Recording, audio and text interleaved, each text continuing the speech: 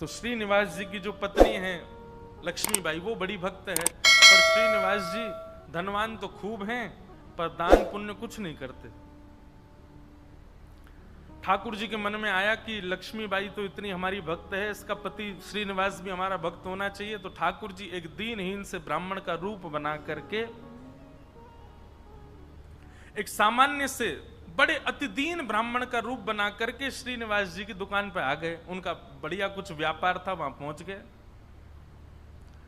श्रीनिवास जी बोले, कहिए विप्र देवता, क्या सहायता करें आपकी?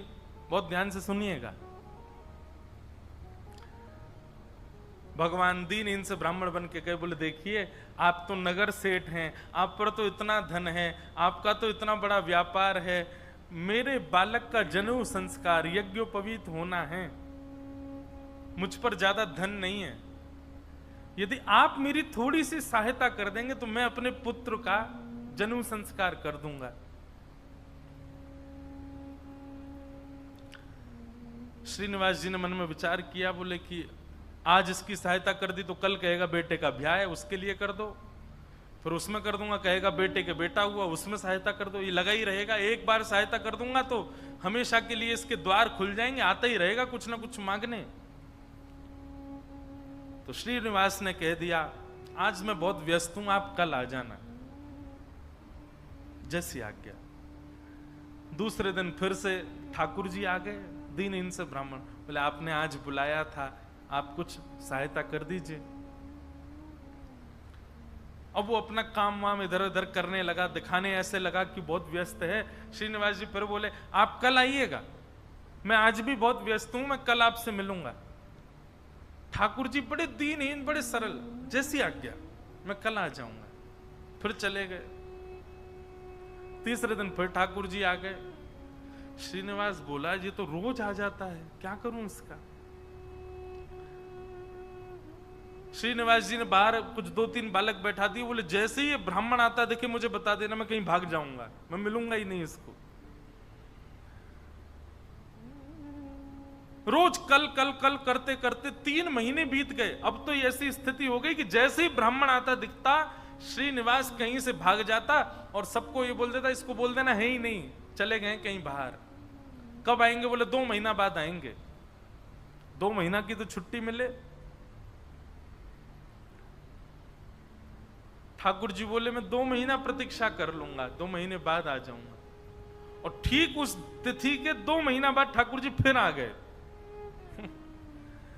अब कोई हम आप जैसा व्यक्ति होता तो फिर अपना स्वाभिमान देखता, अरे क्या रोज रोज इसके द्वार पर जाना। लेकिन वो तो ठाकुर जी है ना, ठाकुर जी को स्वाभिमान थोड़ी रहता है। ठाकुर जी को तो ये इस पर कृपा करनी है मुझे, वो तो ढीठ बन जाते हैं। और ढीठ भी नहीं, हमारे ब्रज में तो ऐसा विनोद में कहते हैं, ठाकुर जी महा ढीठ बन जाते हैं। एक बार एक भक्त की कथा आती है कि उससे सब लोग कहते थे गंगा जी स्नान करने जाओ। वो गंगा जी इसलिए नहाने नहीं जाता था कि वहां पंडे पुजारी पकड़ लेंगे, कहेंगे दक्षिणा दो, वो दक्षिणा नहीं देनी पड़े, इसलिए गंगा जी नहीं नहाता था। पत्नी ने एक दिन कहा, मैं भोजन नहीं बनाऊंगी और मैं मायके चली जाऊंगी अगर आप गंगा स्नान करके नहीं आए तो। गंगा स्नान करने गया तो साधारण घाटों पे नहीं गया, उस घाट पे गया जहां पर शव जलाए जाते हैं। वहां पे पंडे पुजारी होते ही नहीं है। बोलो वहां नहाऊंगा तो कोई नहीं आएगा। कंजूसों की भी। अच्छा, एक और चीज, हमने कई भक्तों के चरित्र देखे, कंजूसों से भी ठाकुर जी की बड़ी मैत्री है।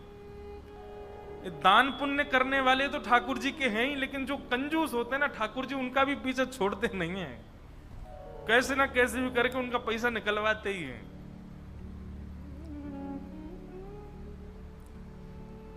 ये किसी अन्य भक्त की कथा है कि वो फिर मरघटा में गया, शमशान के घाट पर जाकर के जैसे ही डुबकी लगाई और डुबकी निकाल लगा के बाहर आया तो ब्राह्मण का वेश धारण करके ठाकुर जी आ गए। आइए आइए यजमान, जय हो, बड़े दिनान में देखो। बोले तुम यहां भी आ गए? बोले हम तो सब जगह रहते हैं। लाओ लाओ भैया, आज हमारी सुबह से किसी ने तिलक बिलक नहीं किया, लाओ चलो कुछ दक्षिणा दो। वो कथा बड़ी लंबी है, बड़ी प्रसिद्ध भी है। उसने कहा घर आ जाना, तो ठाकुर जी घर पहुंच गए। पत्नी ने कहा बाहर ब्राह्मण खड़ा है, उसको दक्षिणा देनी है। कंजूस व्यक्ति बोले उनसे कह दो आज बीमार हैं, कल आ जाएगा। पत्नी ने जाके कह दिया, बोले हमारे पतिदेव तो बीमार हैं। बोले यजमान बीमार हो गया, मैं तो यहीं बैठ करके उसका अनुष्ठान करूंगा, जब तक ठीक नहीं हो जाएगा अनुष्ठान करता रहूंगा मैं। ठाकुर जी भारी जपमाला लेकर के बैठ गए। पत्नी ने अंदर जाके बताया, बोलो वो तो बाहर अनुष्ठान कर रहे हैं, तुम ठीक हो जाओ तब जाएंगे। मन में विचार करने लगा, बोले जाएगा नहीं, सुनो बाहर जाके उसको कह दो पतिदेव तो पधार गए, भगवत धाम चले गए। पत्नी बोली 1 रुपया ही तो देना है, दे दो जाके। बोले क्यों दे दो, तुमको क्या पता कितनी मेहनत से कमाया जाता है, मना कर दो, कह दो पधार गए वो तो। पत्नी बेचारी थोड़ी रोती रोती सी गई, बोले आप अब चले जाओ, पतिदेव तो पधार गए। ठाकुर जी बाहर ब्राह्मण बन के बैठे। ठाकुर जी बोले मेरे यजमान पधार गए, अंतिम संस्कार मैं करा के जाऊंगा, मेरे यजमान है, उनकी शव यात्रा में जाऊंगा, उनकी अर्थी मैं बनवाऊंगा, चिता में लकड़ियां मैं लगवाऊंगा, अपने हाथ से एक एक लकड़ी रखवाऊंगा, और मैं वेद मंत्र बोलूंगा, मेरे मंत्रों के उच्चारण से उनके अग्नि संस्कार होगा। मुझे नहीं चाहिए दक्षिणा, आप मत देना मुझको, अब मैं मुफ्त में उनका संस्कार करा के जाऊंगा। पत्नी दौड़ी दौड़ी गई, बोले 1 रुपया निकाल के दे दो, वो तो संस्कार कराने को तैयार है तुम्हारे।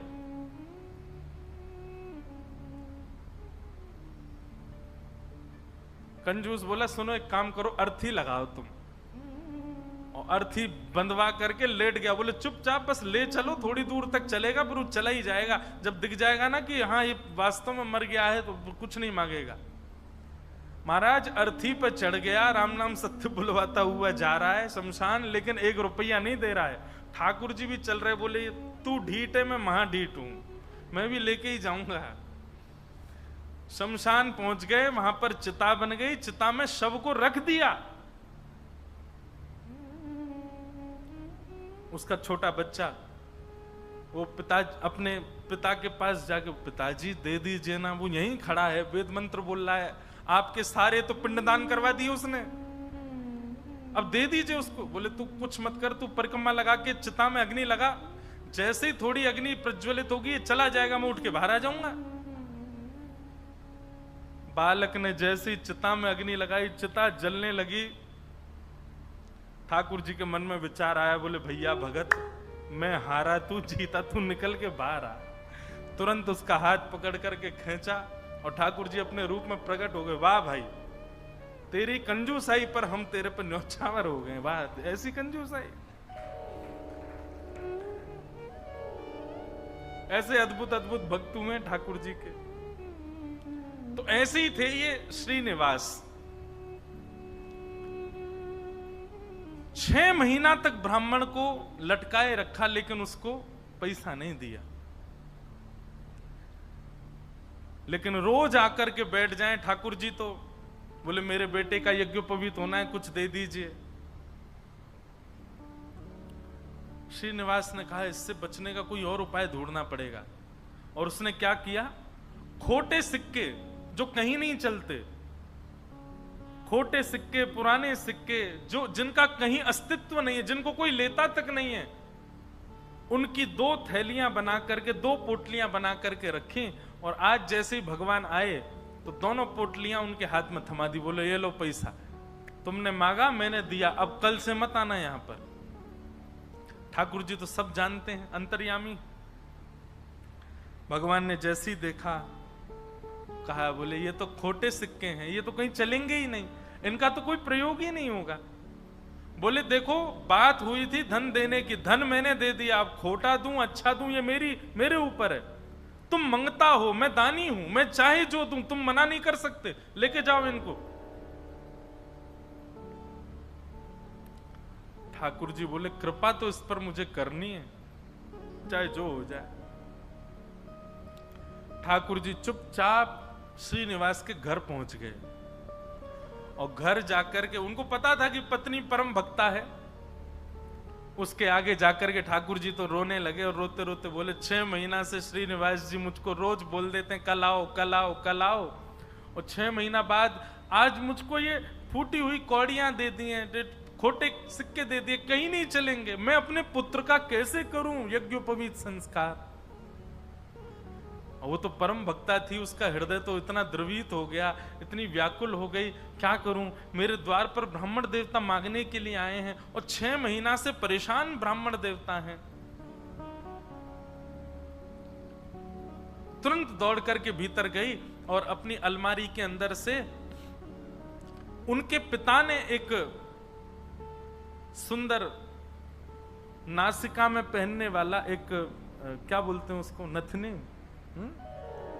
वो नथनी उनको दी थी, जिसकी कीमत हजारों लाखों में थी उस समय पर।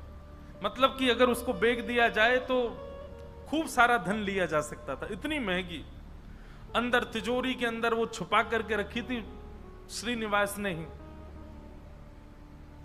तुरंत वो तिजोरी से निकाल करके और अपनी जो नथनी थी ब्राह्मण देवता को प्रदान कर दी। बोले आप इसको ले जाइए और आप अपने पुत्र का बड़े प्रेम से आनंद से यज्ञोपवीत संस्कार करो।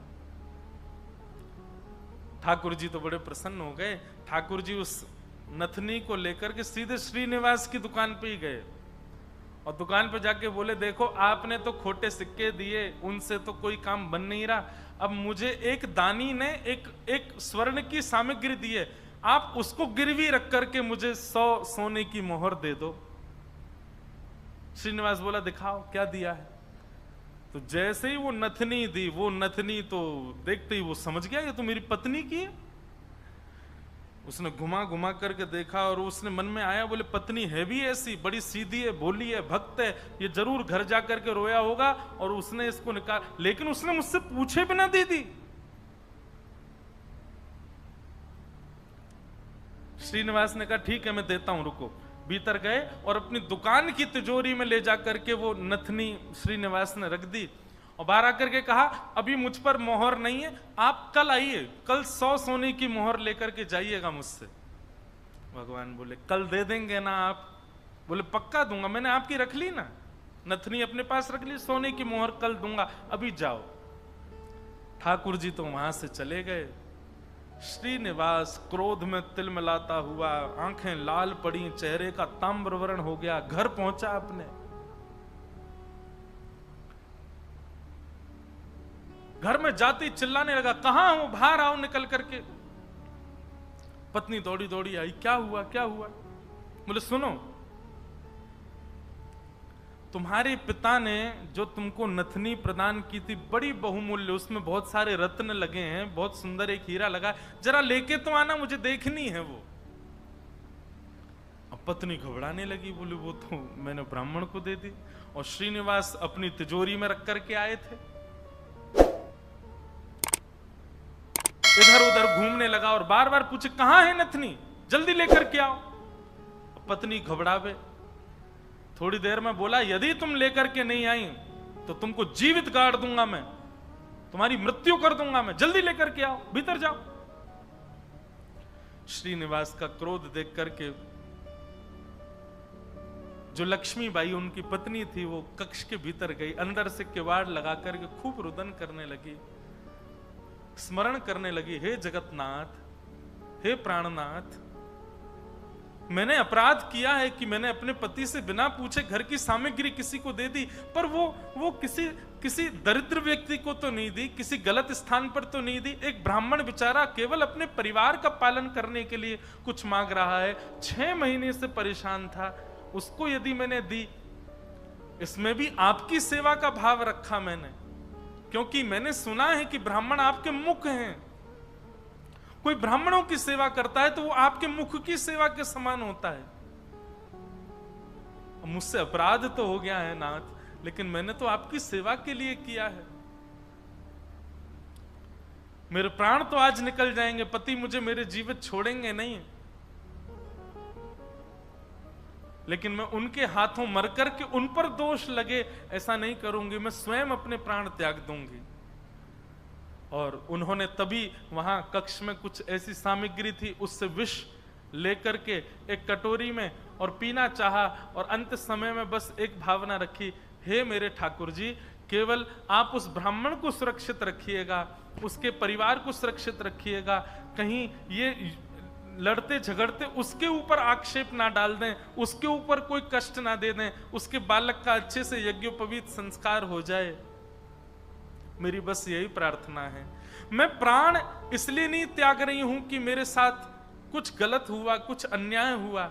मैं प्राण इसलिए त्याग रही हूं नाथ कि कहीं मेरे पति के ऊपर कोई आक्षेप ना लगा दे, और आप नाथ कृपा करना, मेरे तो प्राण निकल जाएंगे पर मेरे जीवन की शेष भक्ति जो है वो मेरे पति के जीवन में आ जाए। ऐसा कहते ही जैसे ही विष मुख के पास लेकर के पान करने लगी लक्ष्मीबाई, तभी एक खनक जैसी हुई, एक आवाज जैसी आई। नेत्र खोल करके देखा तो जो नथनी थी उनकी, वही ऊपर से गिरी है उस विष की भरी हुई कटोरी में। नेत्र खोल करके देखा तो ये तो वही नथनी है, ये तो मेरी ही नथनी है, ये यहां कैसे आ गई? ठाकुर जी को बार बार धन्यवाद कहने लगे। निश्चित ही श्री ठाकुर जी ने कृपा करके ये मुझे प्रदान कर दी।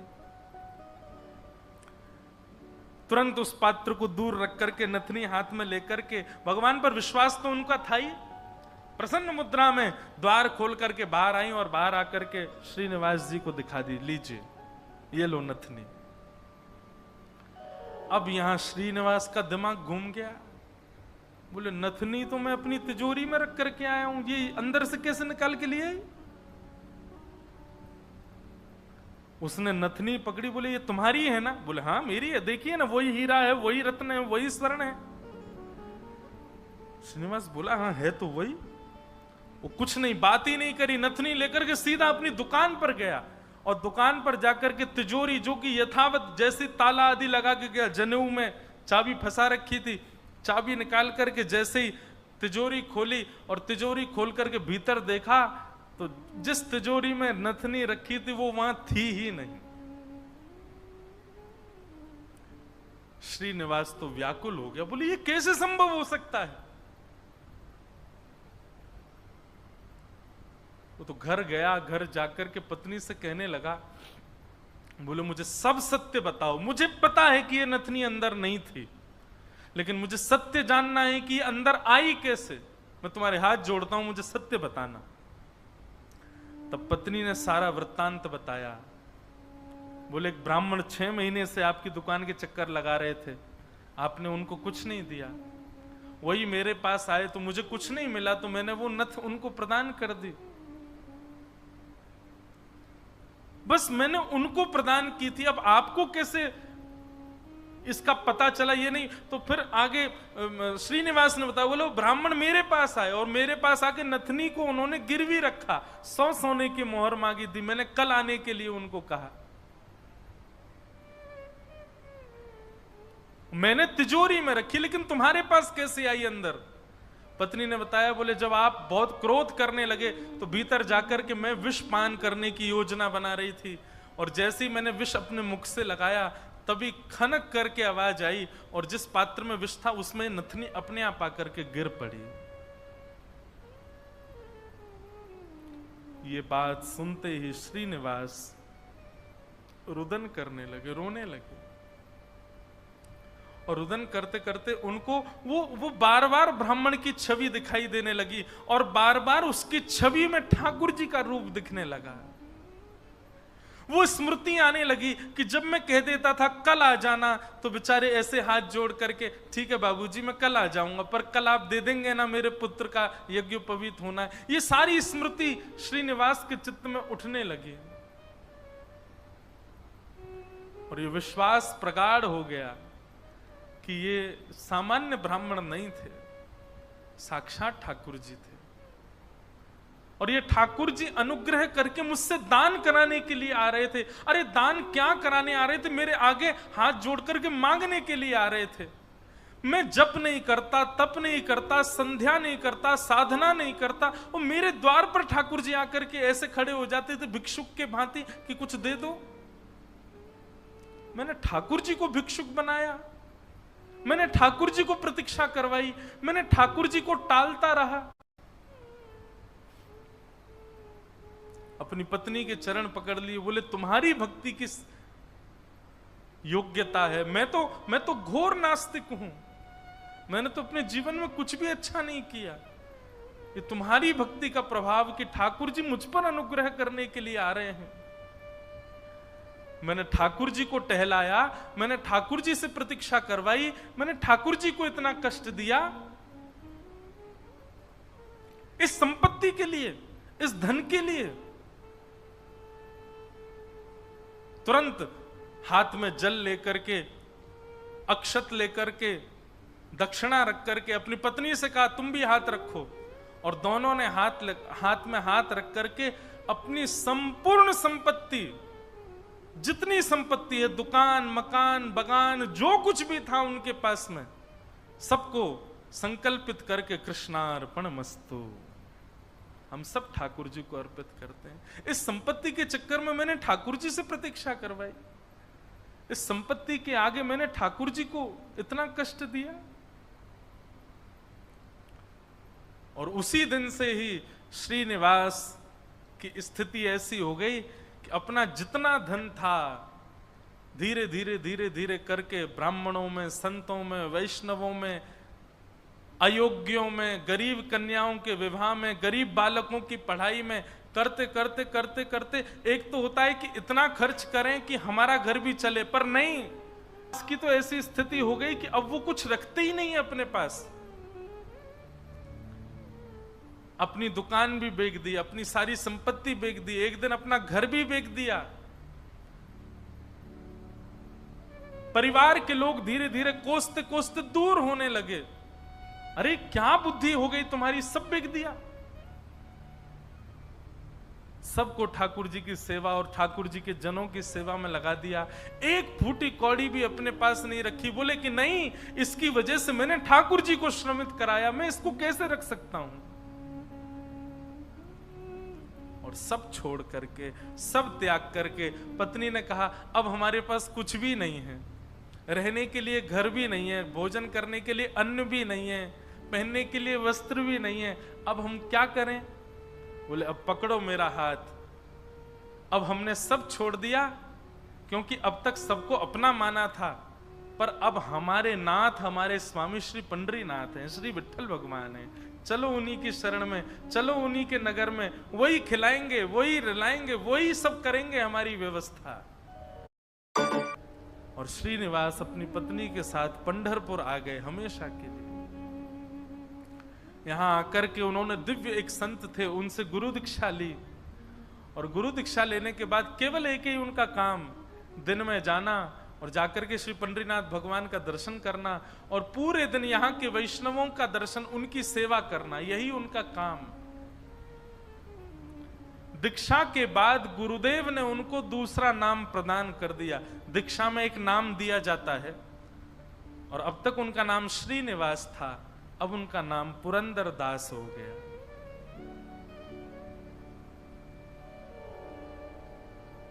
श्री पुरंदर दास चंद्रभागा नदी के तट पर बैठे रहते, दिन भर विठ्ठल विठ्ठल विठ्ठल विठ्ठल विठ्ठल बस चिंतन करते, और उस स्वरूप का ध्यान करते जो ब्राह्मण रोज अपने हाथ फैला करके दुकान पर आता था।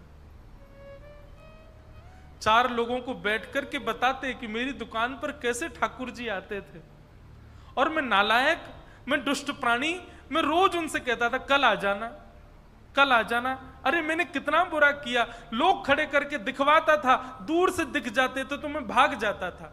मेरे द्वार पर साक्षात जगन्नाथ आते थे, और मैं उनके साथ ऐसी लीला करता, ऐसा कपट करता था।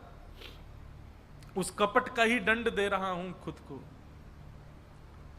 और उसी स्थिति में रहते रहते रहते रहते श्री पुरंदर दास जी एक कवि के रूप में निर्मित हो गए, और ठाकुर जी की सुंदर सुंदर रचनाएं लिखने लगे। सुंदर सुंदर पदावली, सुंदर सुंदर भाव। लेकिन पुरंदरदास जी का यह भाव है कि वो अधिकतर रचनाएं कन्नड़ भाषा में ही लिखते थे और सुंदर रचनाएं करके श्री पंढरीनाथ भगवान को सुनाया करते थे। पंढरपुर आने वाले भक्त पुरंदरदास जी की रचनाएं सुनकर के आनंदित हो जाते थे और श्री पंढरीनाथ भगवान के सन्मुख कीर्तनकार जा जा करके उस रचनाओं को गाया करते थे। इस प्रकार पुरंदरदास जी अपना जीवन शेष समय एक कवि के भांति भगवान लीला चिंतन करते करते उन्होंने ठाकुर जी के श्री चरणों में अपने प्राणों का परित्याग कर दिया। कहने का अभिप्राय,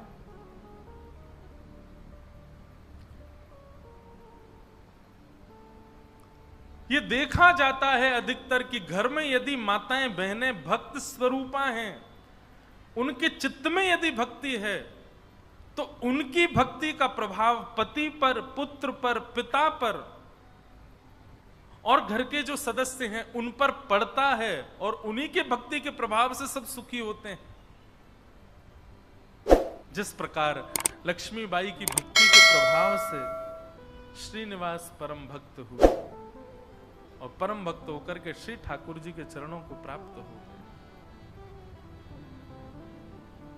ऐसे श्री पुरंदरदास जी को हम बारंबार प्रणाम करते हैं।